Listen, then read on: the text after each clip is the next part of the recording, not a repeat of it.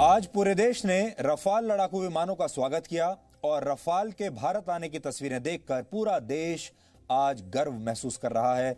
आपने भी ये तस्वीरें अब तक देख ली होंगी। आज हम रफाल के भारत में स्वागत की एक एक तस्वीर आपको दिखाएंगे क्योंकि तस्वीरें शानदार हैं। लेकिन बात सिर्फ इतनी नहीं है कि रफाल लड़ाकू विमान आखिरकार भारत पहुंच गए हैं। सबसे बड़ी बात यह है कि देश की रक्षा के लिए जो संकल्प लिया गया था, उस संकल्प के सामने रफाल को रोकने वाली राजनीति और एजेंडा भी आज पूरी तरह से हार गया है। और ऐसे बहुत सारे लोग आज रफाल के भारत आने की तस्वीरें देखकर अंदर ही अंदर बहुत दुखी भी हो रहे होंगे। हम आपको उस समय की ये तस्वीरें दिखा रहे हैं जब फ्रांस से आए भारत के 5 रफाल लड़ाकू विमानों ने भारत की वायु सीमा में प्रवेश किया। इन 5 विमानों का भारत में स्वागत करने के लिए भारतीय वायुसेना के 2 सुखोई 30 MKI विमान पहुंचे और इन विमानों को अपने घेरे में लेकर हरियाणा के अंबाला एयरबेस तक ये 2 विमान लेकर आए। दिलचस्प बात यह है कि भारत ने 18 वर्ष पहले रशिया से सुखोई 30 MKI खरीदे थे। तब से लेकर अब तक भारत को नए लड़ाकू विमानों का इंतजार था, जो अब जाकर पूरा हुआ है।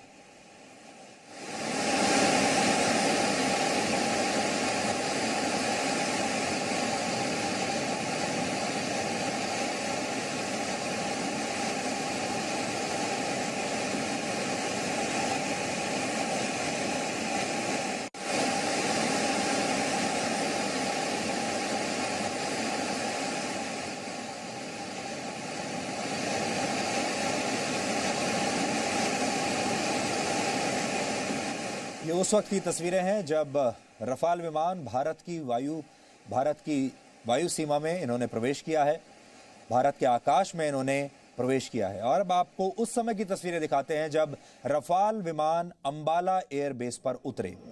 अंबाला एयरबेस में ही रफाल लड़ाकू विमानों की पहली स्क्वाड्रन तैयार होगी, जिसका नाम रखा गया है द गोल्डन एरोज। भारतीय वायुसेना को अब तक कुल 10 रफाल विमान मिल चुके हैं, जिसमें 5 विमान भारत अब आए हैं और 5 इससे पहले, जिसमें आज 5 आए हैं और 5 विमान अभी फ्रांस में ट्रेनिंग मिशन पर हैं। 2021 यानी अगले साल के आखिर तक सभी 36 रफाल विमान भारतीय वायुसेना को मिल जाएंगे। अब आप इस लैंडिंग को देखिए और देखिए कि रफाल कैसे गरजता है, उसकी गर्जना को सुनिए।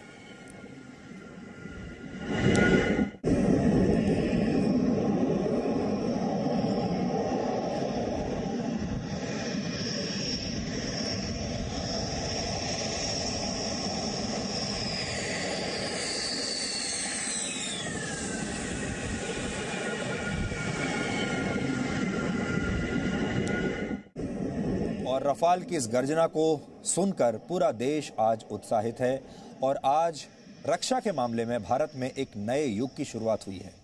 अंबाला एयरबेस पर रफाल विमानों की लैंडिंग की इन तस्वीरों के साथ आज प्रधानमंत्री नरेंद्र मोदी ने भी रफाल के स्वागत में एक ट्वीट किया और इसमें संस्कृत के एक श्लोक के जरिए बड़ा संदेश दिया गया। यह ट्वीट इस समय आपकी स्क्रीन पर है और संदेश यह है कि राष्ट्र की रक्षा से बड़ा कोई पुण्य नहीं है, राष्ट्र की रक्षा से बड़ा कोई व्रत नहीं है और राष्ट्र की रक्षा से बड़ा कोई यज्ञ नहीं है। और इसी संदेश में रफाल पर राजनीति की हार छुपी हुई है और देश की रक्षा के संकल्प की जीत भी इसी संदेश में छिपी हुई है। इसलिए रफाल लड़ाकू विमानों के भारत आने पर आज आपको इतना उत्साह देखने को मिल रहा है।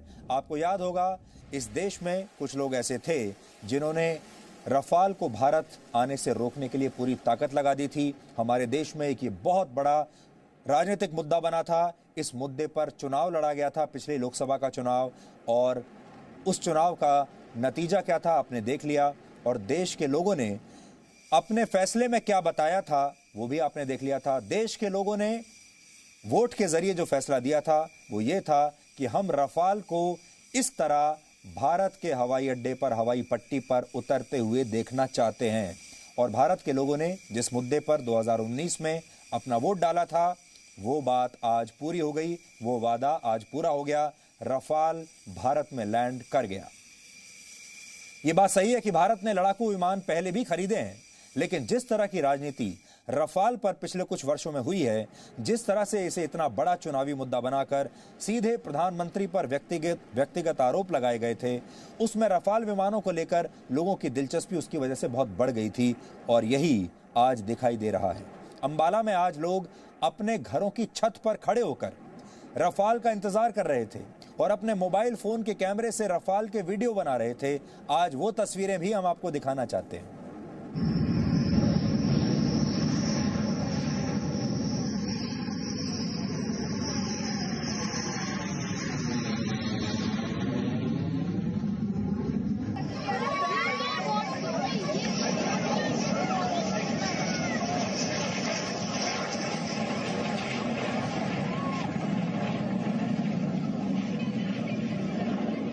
तो आपने लोगों का उत्साह देखा। अब आप अपने दिमाग पर जोर डालिए और याद करने की कोशिश कीजिए कि आपने आखिरी बार भारत में किसी हथियार की खरीद को लेकर, किसी फाइटर जेट की खरीद को लेकर इतना उत्साह इससे पहले कब देखा था। आपने देखा कैसे लोग अपने घरों की छत पर हैं। ये जो वीडियोस अभी हमने आपको दिखाए थे, ये वो वीडियो हैं जिन्हें लोगों ने अपने मोबाइल फोन से बनाया है।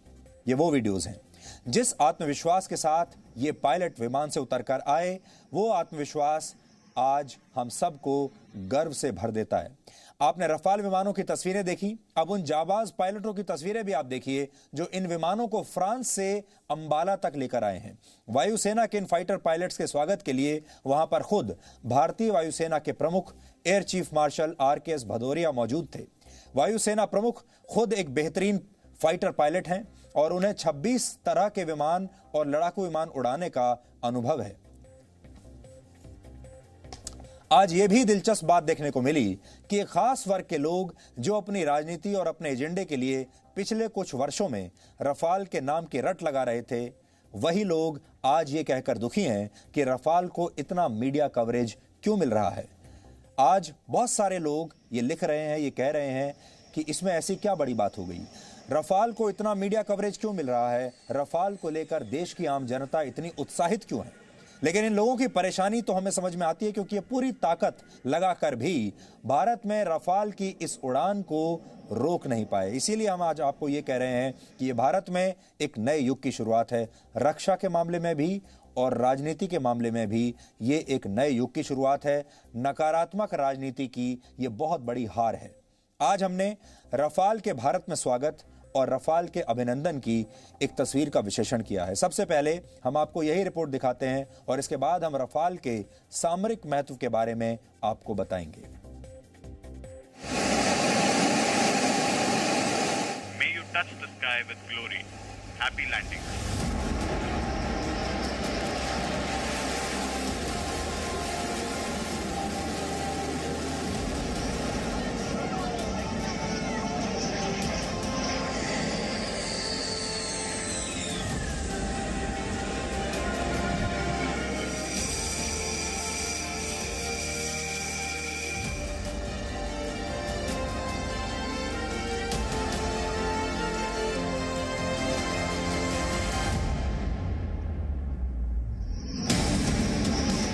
तस्वीरें आज पूरा देश ध्यान से देख रहा है,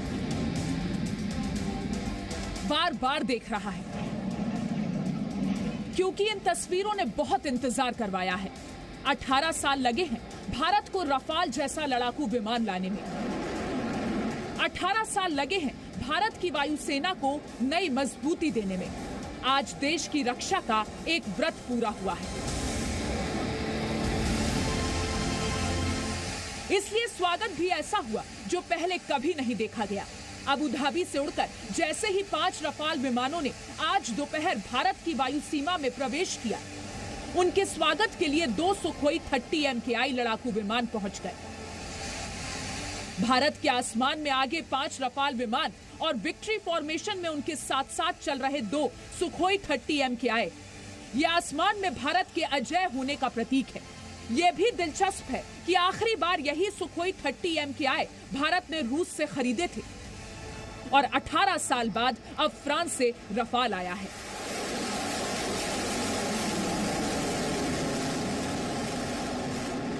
ये एयरक्राफ्ट आपको नजर आ रहे हैं सामने अंबाला एयरबेस की स्काई लाइन के ऊपर, और अभी उन्होंने एक स्प्लिट एक्शन किया है। अब वो एक लूप में घूम चुके हैं चारों तरफ। ये 2 एयरक्राफ्ट और पेयर में आ रहे हैं।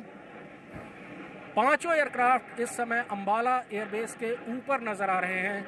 3 एयरक्राफ्ट जो सबसे आगे थे उन्होंने स्प्लिट फॉर्मेशन स्प्लिट की और उसके बाद उन्होंने एक लूप की शक्ल में वो घूमे हैं।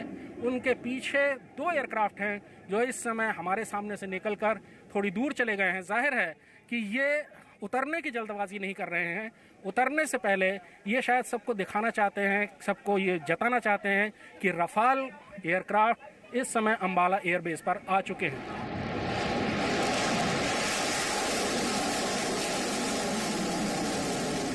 ये एयरबेस पर उतरने से पहले अंबाला के आसमान में गरजते रफाल की तस्वीरें हैं जो सिर्फ जी न्यूज के कैमरे में कैद हुई। अपनी गरजती आवाज से 5 रफाल अपने आने का खुद ऐलान कर रहे थे और वो तस्वीर तो सबसे खास है जब पहली बार रफाल भारत की जमीन पर उतरा।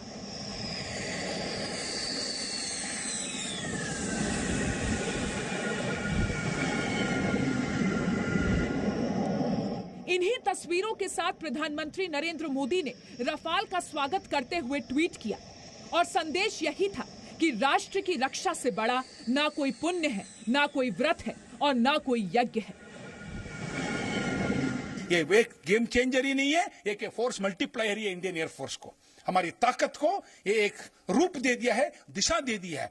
वार में रुख बदलने की ताकत इस जहाज को है, इसलिए इसको हम गेम चेंजर कहते हैं। आप सोच भी नहीं सकते हो, हमारी जो ये अंबाला से टेक ऑफ करेगा 4-4.5 मिनट में ईस्टर्न लद्दाख तक पहुंच जाएगा, शत्रु को ध्वंस करके वापस आ जाएगा। इसका जो टर्न अराउंड जो होता है एरोप्लेन का, चाहे फ्यूल भरना हो, चाहे आर्मामेंट भरना हो, चाहे पायलट को बदलना हो, सारे चीज 10-15 मिनट में हो जाएगा और तैयार है दूसरा एरोप्लेन मिशन के लिए। रक्षा मंत्री राजनाथ सिंह ने भी रफाल के स्वागत में कहा कि बर्ड्स अंबाला में सुरक्षित उतर गए हैं। वायुसेना में लड़ाकू विमानों को बर्ड यानी चिड़िया कहा जाता है और अंबाला में इन विमानों के उतरने के साथ ही इन्हें वाटर सैल्यूट दिया गया। ये भारत की सैन्य परंपरा भी है कि किसी मिलिट्री एयरक्राफ्ट को लैंड करने पर सम्मान देने के लिए उन पर पानी की बौछार की जाती है। रफाल लेटेस्ट प्लेन है, इस वक्त दुनिया का ये सबसे अच्छा प्लेन है मैं समझता हूँ।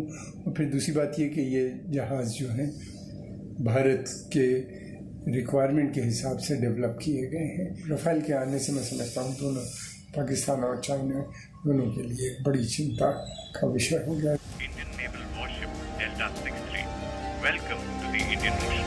एक दिलचस्प वाकया ये भी हुआ जब इन विमानों ने भारत आते वक्त पहली बार अपने किसी भारतीय सैन्य साथी से संपर्क साधा तो ये साथी था अरब सागर में तैनात भारतीय नौसेना का युद्धपोत INS Kolkata. Indian naval warship Delta 63. Welcome to the Indian Ocean. Naval warship Delta 63, Arrow Leader, many thanks. Most reassuring to have an Indian warship guarding the seas. Arrow Leader Delta 63. May you touch the sky with glory. Happy landings. Delta 63, Arrow Leader, wish you fair winds. Happy hunting over and out. 5 लड़ाकू विमानों के group captain और INS Kolkata के बीच बहुत दिलचस्प बातचीत हुई और ये सिर्फ बातचीत नहीं, भारत की सैन्य ताकत के आत्मविश्वास का संदेश भी है। अंबाला से कृष्ण मोहन मिश्रा के साथ ब्यूरो रिपोर्ट, जी मीडिया। तो जो लोग आज रफाल के आगमन से खुश हैं, उन सबको हम बधाई देना चाहते हैं और उन्हें बताना चाहते हैं कि सकारात्मक राजनीति की ये जीत हुई है, ये ब्रांड इंडिया की जीत हुई है और ये एक नए युग की शुरुआत है, इसलिए देश को बधाई देनी चाहिए। और जो लोग रफाल के आने से दुखी हैं, उनके अलग अलग कारण हो सकते हैं, अलग अलग तरह की वो लोग बातें कर रहे हैं। किसी को इस बात का दुख है कि रफाल को इतना मीडिया कवरेज क्यों मिल रहा है, किसी को इस बात का दुख है कि भारत के लोग रफाल के बारे में इतने उत्साहित क्यों हैं, किसी को इस बात का एतराज है कि रफाल आ तो गए लेकिन सिर्फ 5 ही क्यों आए हैं, ज्यादा क्यों नहीं आए। लेकिन रफाल को लेकर उत्साह के 2 बड़े कारण और भी हैं। पहला कारण यह है कि भारतीय वायुसेना के लिए नए लड़ाकू विमानों का जो सौदा पिछली सरकारों में वर्षों तक अटका रहा, वो सौदा प्रधानमंत्री नरेंद्र मोदी और उनकी टीम ने 2016 में अंजाम तक पहुंचा दिया और इसके 4 साल के अंदर ही भारत को 5 नए रफाल लड़ाकू विमान मिल गए। उत्साह का दूसरा कारण यह है कि इस समय भारत के सामने जिस तरह की रणनीतिक चुनौतियां हैं, जिस तरह चीन के साथ इस समय सीमा विवाद चल रहा है, उसमें रफाल जैसे लड़ाकू विमान का इंतजार पूरा देश कर रहा था, जिससे भारत की सैन्य ताकत को नई मजबूती मिल सके। पहले 5 रफाल विमानों को हरियाणा के अंबाला एयरबेस में तैनात किया गया है। इसका भी एक सामरिक महत्व है और वो ये कि रफाल के जरिए अंबाला एयरबेस से चीन और पाकिस्तान दोनों तरफ की चुनौतियों से निपटा जा सकता है। यानी ये दोनों तरफ की जो सीमाएं हैं, ये अंबाला एयरबेस की रेंज में आती हैं। पाकिस्तान के बालाकोट में एयर स्ट्राइक करने के लिए पिछले वर्ष भारतीय वायुसेना के मिराज 2000 विमानों ने इसी अंबाला एयरबेस से उड़ान भरी थी। वर्ष 1999 के कारगिल युद्ध में भी अंबाला एयरबेस ने अहम भूमिका निभाई थी, जब भारतीय वायुसेना के लड़ाकू विमानों ने हमले के लिए यहीं से करीब 234 उड़ानें भरी थी। अंबाला एयरबेस पर रफाल की तैनाती इसलिए भी महत्वपूर्ण है कि इसी एयरबेस पर दुश्मन की सबसे ज्यादा नजर हमेशा रहती है और यही वजह है कि वर्ष 1965 और 1971 के युद्ध में पाकिस्तान की वायुसेना ने सबसे पहले इसी अंबाला एयरबेस को अपना निशाना बनाने की कोशिश की थी। अगर कभी भारत और चीन के बीच युद्ध होता है तो इसमें कोई संदेह नहीं कि पाकिस्तान भी दूसरी तरफ से भारत पर हमला कर सकता है। यानी भारत के खिलाफ 2 फ्रंट खुल सकते हैं, एक चीन का और एक पाकिस्तान का। इसलिए इन दोनों मोर्चों पर लड़ने के लिए 2 अलग अलग मोर्चे बनाने से बेहतर है कि एक ही जगह पर मजबूत होकर चीन और पाकिस्तान दोनों को जवाब दिया जाए और इसलिए इस विमान को अंबाला एयरबेस पर तैनात किया गया है। फिलहाल रफाल के न होने से भारत इस मामले में कुछ कमजोर था, लेकिन रफाल के आने से यह कमजोरी दूर हो गई है। वैसे तो सामान्य स्थितियों में किसी नए लड़ाकू विमान को सैन्य मिशन के लिए तैयार होने में कम से कम 6 महीने का समय लगता है, लेकिन क्योंकि अभी स्थितियां सामान्य नहीं हैं और सीमा पर तनाव चल रहा है, इसलिए जरूरत पड़ने पर इन रफाल लड़ाकू विमानों को 1 हफ्ते के अंदर ही ऑपरेशंस के लिए तैयार किया जा सकता है।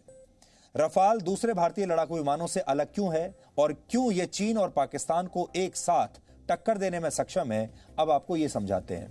पहली बात तो यह है कि रफाल 4.5 जनरेशन का लड़ाकू विमान है, जबकि भारत के पास अब तक मिराज 2000 और सुखोई 30 MKI के तौर पर तीसरी या चौथी पीढ़ी के लड़ाकू विमान ही थे। रफाल हर तरह के रोल और हर तरह के मिशन को अंजाम दे सकता है, जैसे इस लड़ाकू विमान में अचूक हवाई हमले, जमीन पर सेना की मदद और एंटी शिप अटैक की क्षमता है। इसकी तकनीक का कोई मुकाबला इस समय नहीं है। यह विमान पाकिस्तान या चीन की सीमा पार किए बिना वहां पर मौजूद अपने निशाने को आसानी से सीमा के इस पार से ही नष्ट कर सकता है। निश्चित तौर पर यह विमान भारतीय वायुसेना के पुराने लड़ाकू विमानों के मुकाबले कहीं ज्यादा ताकतवर साबित होंगे। उदाहरण के तौर पर पाकिस्तान के एक F-16 विमान का सामना करने के लिए सामान्य तौर पर 2 सुखोई 30 MKI की जरूरत पड़ती है, जबकि एक रफाल का सामना करने के लिए पाकिस्तान को अपने 2 से ज्यादा F-16 विमानों को हवा में उतारना होगा। लेकिन यहां एक महत्वपूर्ण बात यह है कि भारतीय वायुसेना को अभी अपने स्क्वाड्रन्स की संख्या और बढ़ानी होगी। यानी अब अपने बेड़े में रफाल जैसे लड़ाकू विमान ज्यादा से ज्यादा संख्या में शामिल करने होंगे। वायुसेना के एक स्क्वाड्रन में 16 से 18 लड़ाकू विमान होते हैं। भारतीय वायुसेना के पास फिलहाल सिर्फ 31 स्क्वाड्रन हैं, जबकि चीन और पाकिस्तान के साथ 2 मोर्चों पर लड़ाई के लिए भारतीय वायुसेना को अपनी पूरी क्षमता यानी 42 स्क्वाड्रन्स की जरूरत पड़ेगी। ऐसा नहीं है कि भारत ने पहली बार फ्रांस से कोई लड़ाकू विमान खरीदा हो। आज हम आपको इतिहास में लेकर चलेंगे और कुछ ब्लैक एंड व्हाइट तस्वीरें दिखाएंगे। फ्रांस से पहली बार भारत ने वर्ष 1953 में 71 लड़ाकू विमान खरीदे थे, जिन्हें तूफानी कहा जाता था। ये लड़ाकू विमान भी फ्रांस की इसी कंपनी यानी डसॉ एविएशन ने बनाए थे। इन विमानों से ही 12 वर्ष बाद 1965 के युद्ध में कराची पर वायुसेना ने बम गिराए थे। वो इन्हीं विमानों के जरिए गिराए गए थे, जिनकी तस्वीरें इस समय आप देख रहे हैं। 1953 की तस्वीरें हैं। वर्ष 1957 में भारत ने फ्रांस से 104 मिस्टेर लड़ाकू विमान खरीदे थे और इसके बाद वर्ष 1982 में भारत ने 40 मिराज 2000 लड़ाकू विमान फ्रांस से ही खरीदे थे। कुछ देर पहले हमने आपको रफाल के फॉर्मेशन की तस्वीरें दिखाई, जिसमें आपको 2 सुखोई 30 MKI विमान भी दिख रहे थे। लेकिन आप सोच रहे होंगे कि इन विमानों की तस्वीरें कैसे ली गईं। तो आज आपको यह भी बता दें कि इन विमानों के साथ एक और सुखोई विमान उड़ रहा था और उसी विमान से ये तस्वीरें ली जा रही थी। और उस विमान से जो तस्वीरें ली गई हैं, उसी की वजह से ये शानदार वीडियो आज आप देख पा रहे हैं।